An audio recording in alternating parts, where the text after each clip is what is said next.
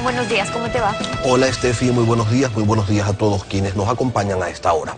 El presidente de la República ha comparado al Estado con alguien de clase media que progresó y que ante las vicisitudes del desempleo podría vivir con una tarjeta de crédito. Veamos. Aquí están los estudios internacionales. Ecuador es el que mejor ha transformado el segundo petrolero en bienestar, lo dicen estudios internacionales. No, pues, pero ese es el pasado, el pasado está muy bueno, la pregunta es ahora, en este momento. Pero usted sabe lo que es crecimiento, pues es un flujo, no es stock. Entonces usted me está hablando del pasado, el pasado estábamos aquí, ahora estamos acá. No, totalmente. Tenemos el problema estando acá, es el ejemplo que siempre le doy al pueblo ecuatoriano. Antes del gobierno, era como una familia que vivía en una casita de caña, en un terreno ilegal, sin educación ni salud para sus hijos, y encima el jefe de familia pierde su trabajo y se queda en la miseria, sin comer. Ahora somos una familia de clase media, con una casa de cemento, 2 pisos, un carro, terreno legalizado, hijos con educación, salud. Tenemos un problema, tal vez nos quedamos sin empleo, el jefe de familia, pero tiene tarjeta de crédito para seguir subsistiendo. Pero el país está en otro nivel. Mauricio Pozo, muy buenos días. Buenos días. ¿Con qué tarjeta de crédito está viviendo el gobierno de la Revolución Ciudadana y sobre todo, cómo la va a pagar? ¿Quién la va a pagar? Porque las deudas hay que cancelarlas en algún momento. Así es, o sea, vivir con tarjeta de crédito y decir que eso sale de algún lado y en el caso de la persona como que no se cancele esa obligación me parece una barbaridad. La tarjeta de crédito tiene que pagarse en algún momento.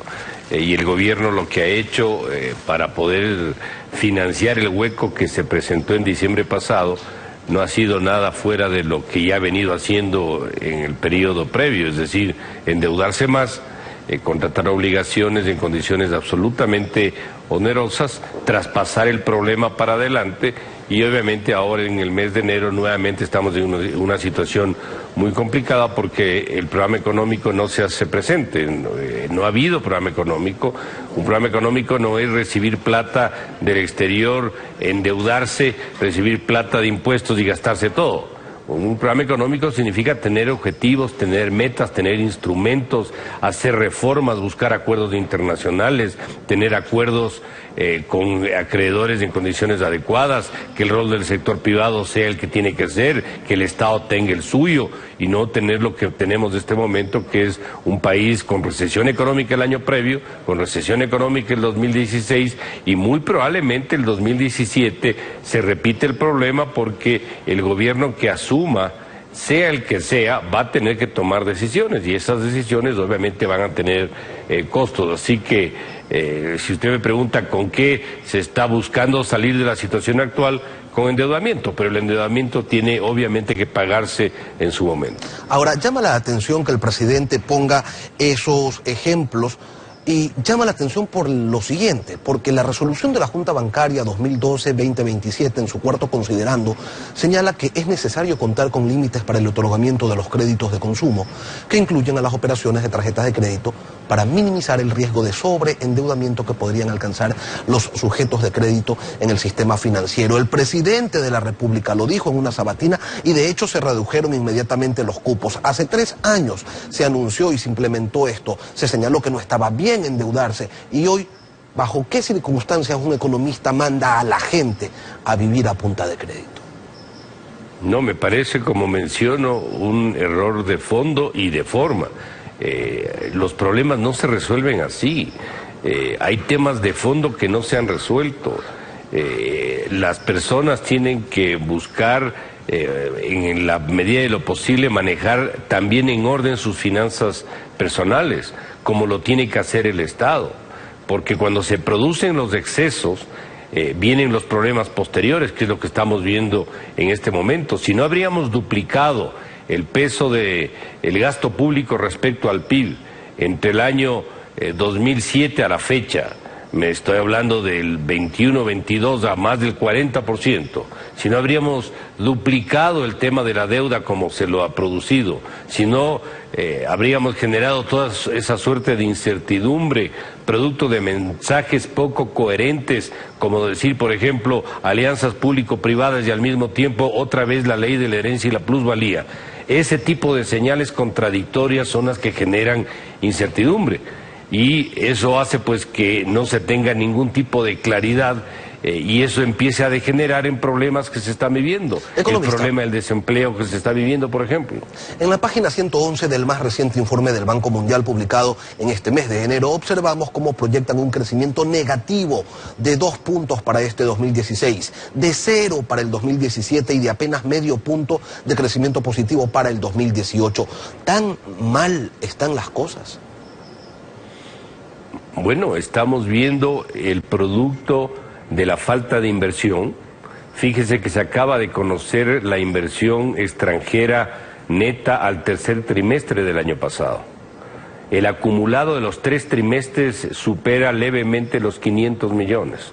¿Qué quiere decir esto? Que el año 2015 va a volver a tener un monto de inversión similar al del año anterior y similar al de los años anteriores. Un país sin inversión no puede crecer. Y cuando no crece empieza a generar los problemas que estoy mencionando.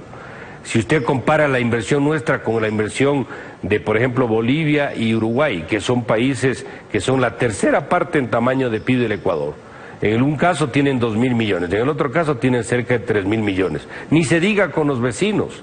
Perú 9.000 millones, Colombia 16.000 millones y nosotros 700 millones. ¿Qué país va a poder crecer? Estamos desaprovechando lo que tuvimos en el pasado y como no hicimos bien las cosas, ahora se empiezan a producir los problemas, como es un año de estancamiento económico con una proyección de caída de producción, que es lo que usted acaba de mencionar en el informe del Banco Mundial, y así como lo estiman algunas otras fuentes de información. Un crecimiento negativo de 2 puntos porcentuales sobre un Producto Interno Bruto de 100.000 millones serían 2.000 millones, que en esas cantidades, en esos montos, parece no ser mucho. Pero ¿cuál es el impacto social de esto? ¿Existe un efecto multiplicador? ¿Cuáles podrían ser las secuelas, las consecuencias de este crecimiento negativo, economista? Bueno, no hay que verle solamente por lo que en el año se refleja como caída, que es del 2%, que de por sí es una caída significativa, sino lo que se ve en el año 2015, que lo más probable es que termine siendo también negativo, lo que va a pasar el siguiente año y por lo tanto tenemos un problema acumulado ya de algunos años. ¿Qué significa eso en términos prácticos? Desempleo. Las empresas se ven abocadas a retirar personal. Eso ya se está produciendo con todas las implicaciones y el drama social que eso significa de la persona que se queda sin trabajo y de los que dependen de esa persona. La iliquidez que se está viviendo, la falta de acceso al crédito, producto de esa falta de recursos que como no entran al sistema financiero, el sistema financiero no tiene la capacidad de poder prestar al ritmo que se requiere porque tienen que mantener niveles de liquidez altos para proteger a los propios depositantes. ¿Producto de qué? De un desorden fiscal que no supo acumular excedentes y ahorros y hacer frente a situaciones adversas como la que se está presentando en este momento y algún tiempo atrás por la caída del precio del petróleo y por la apreciación del dólar. Entonces, esos son los resultados: iliquidez, desempleo, menos opción de progreso, menos crecimiento económico, menos opción de acceso al crédito, que es lo que estamos viviendo y lamentablemente es lo que se avisora hacia adelante. Pero el gobierno continúa inaugurando obras, lo hace todas las semanas.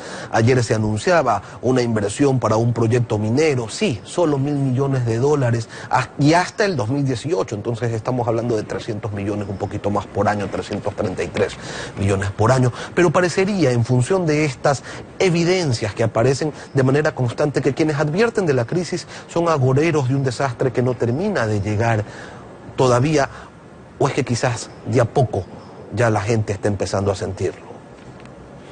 Bueno, los números hablan por sí solos, esos no son percepciones, esas no son temas fuera de lugar, son datos claros de las entidades del propio gobierno. Un país que decrece es un país que no da resultados en crecimiento económico por la política económica que se está aplicando.